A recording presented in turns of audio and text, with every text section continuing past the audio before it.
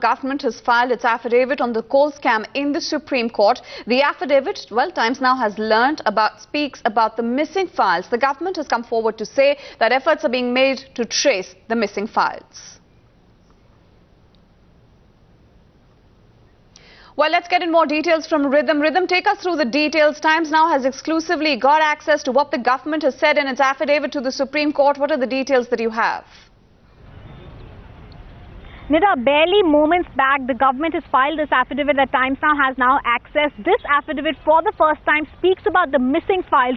Remember, Nida, since the longest time we've been hearing in the parliament, the opposition has been attacking the government on these missing files, questioning whether this is in fact a cover-up. Several times the opposition attacking them, and now finally a 17-page affidavit that's been filed in the top court with annexures. We take you straight to page 16 of this particular affidavit, in which for the first time, Nida, on record, the government admits that there are certain files that are missing. They say, and I quote now, of the 43 files, 21 have been handed over to the CBI, 15 are available for handing over. CBI has been requested to collect the same. And Nida, this is the most important part. Efforts are being made to locate the rest of the 7 files. The second point, para 231, they say the remaining 16 applications along with the 157 applications mentioned are being searched for. The next point, they say, of the 17 other documents, 6 have been supplied, 2 are available, and 9 are being searched for. Very crucial, because for the first time the government admitting on record that they are searching for certain files that are not there. They've also said that for clarification sought in 9 cases, it would be made available to the CBI. Also at the same time, on page 16, para 32, they say, for the purpose of locating these records, an interministerial committee has been constituted under the chairmanship of an additional secretary of coal with representatives from different ministries and departments. It is possible many of these papers are available in the records of the various ministries and departments and government bodies. The mandate given to the committee is to examine and to review the non-availability of any of these files or documents and suggest appropriate action for locating the same. The committee has held 3 meetings and has been requested to locate the copies. The committee has also been directed to hold meetings on a weekly basis and issue directions to all concerned to locate the documents in a fixed time frame. Nida, what we are trying to show through page 16 and 17 of this affidavit that's been filed by the government in the top court right now is this is the first government clear admission that there are certain files that are missing.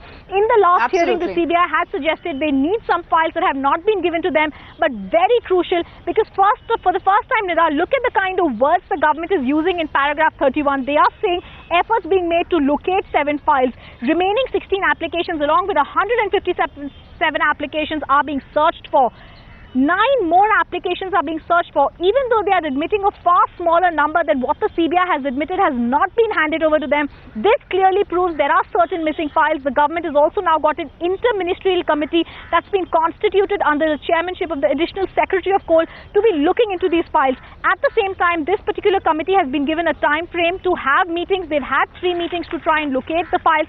They've also been told at this point to hold meetings on a weekly basis and issue directions to all concerned to locate the documents in a fixed time frame. The committee has been directed to accomplish the exercise as far as possible in a month's time. Sure, Rhythm, you know, that's the crucial part. You're taking us through the exclusive details that are coming forward through this affidavit that the government has filed with them. But the fact of the matter is we've seen the harsh view that the Supreme Court had taken on this entire matter, that entire controversy that erupted. Now, when you mention appropriate action is going to be taken by the government is what has been mentioned in the affidavit, what kind of a time frame really are we talking about? When really are we expecting any kind of substantial action really coming forward from the government on these missing files?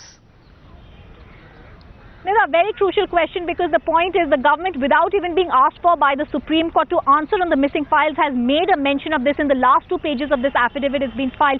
Remember, the entire controversy really started after this entire Supreme Court hearing the last time, when some weeks had been given to the government to file an answer. This particular affidavit and the last 2 pages extremely crucial, because they mention the missing files has been given by the government as a sort of a reaction to whatever's been spoken of in the parliament, the opposition attacking the Prime Minister, the opposition attacking the government on whether in fact they would be giving an answer on the missing files or whether in fact it was a cover-up. You asked me the time frame. The government, without being asked for that by the Supreme Court, has asked for a month's time for the interministerial committee to be looking into this, to be probing this in a time frame, and then to be giving records. But Nida, like we pointed out, para 31 extremely crucial, because for the first time the government admits certain files are missing.